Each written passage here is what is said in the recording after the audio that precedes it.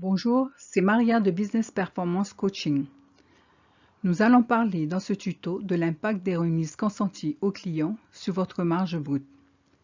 La marge brute, c'est la différence entre le prix de vente hors taxe et le coût de revient de biens ou de services. Attention, la marge brute peut aussi s'appeler différemment, comme par exemple marge commerciale, marge sur coût variable, etc. Nous utiliserons dans ce tuto le terme marge brute pour désigner la différence entre le prix de vente hors taxe et le coût de revient. La logique voudrait qu'en offrant à vos clients un prix inférieur à celui de vos concurrents vous permette de générer plus de ventes et par voie de conséquence plus de bénéfices, n'est-ce pas? Eh bien, pensez-y à deux fois, car ce n'est pas nécessairement vrai. En effet, beaucoup d'entreprises sont plus préoccupées par la perte d'une vente plutôt que de s'assurer que chaque vente est rentable. Le prix le plus bas ne garantit pas l'augmentation de vos ventes, mais réduit certainement votre marge brute.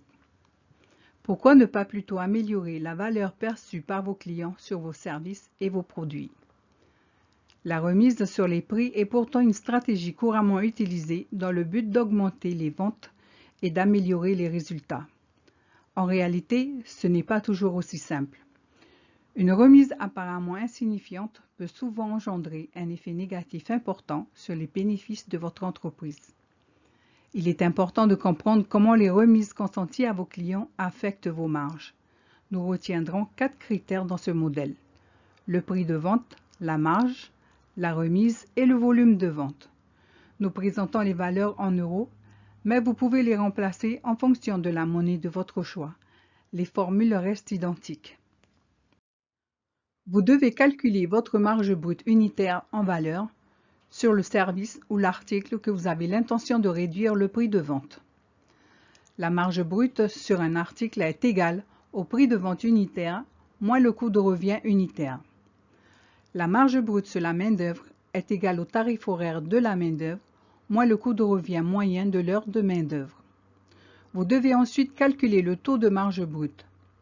Celui-ci s'obtient en divisant la marge brute unitaire par le prix de vente unitaire, puis multiplié par 100 pour obtenir un pourcentage. Prenons un premier exemple. Une entreprise de services qui vend en priorité de la main-d'œuvre propose un tarif horaire hors taxe de 100 €. Le coût de revient moyen de l'heure de main-d'œuvre est de 80 €. L'entreprise vend 500 heures par mois. La marge brute unitaire est de 20 €, soit le prix de vente unitaire qui est de 100 € moins le coût de revient unitaire de l'heure de main-d'œuvre qui est de 80 €. Le taux de marge brute est de 20%, soit la marge brute de 20 € divisé par le prix de vente unitaire de 100 €, puis multiplié par 100. Le chiffre d'affaires mensuel est de 50 000 €, soit le prix de vente unitaire de 100 € multiplié par la quantité d'heures vendues qui est de 500 heures. La marge brute mensuelle est donc de 10 000 €, soit le chiffre d'affaires mensuel 50 000 € multiplié par le taux de marge brute de 20%. Prenons un second exemple d'une entreprise commerciale qui achète et revend de la marchandise. L'entreprise propose un prix de vente unitaire hors taxe de 100 €. Le coût de revient unitaire de la marchandise est de 80 €. L'entreprise vend 500 pièces par mois.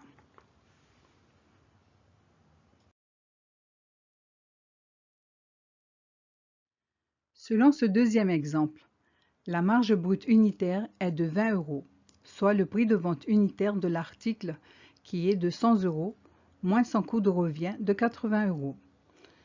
Le taux de marge brute est de 20%, soit 20 € de marge brute divisé par 100 € le prix de vente unitaire, puis multiplié par 100. Le chiffre d'affaires mensuel est de 50 000 €, soit le prix de vente unitaire de 100 € multiplié par la quantité d'articles vendus dans le mois qui est de 500 pièces. La marge brute mensuelle est donc de 10 000 €, soit le chiffre d'affaires mensuel de 50 000 € multiplié par le taux de marge brute de 20%. Comme nous venons de le voir, qu'il s'agisse d'une entreprise de service qui vend en priorité des heures ou d'une entreprise commerciale qui achète et qui revend de la marchandise, les résultats sont identiques.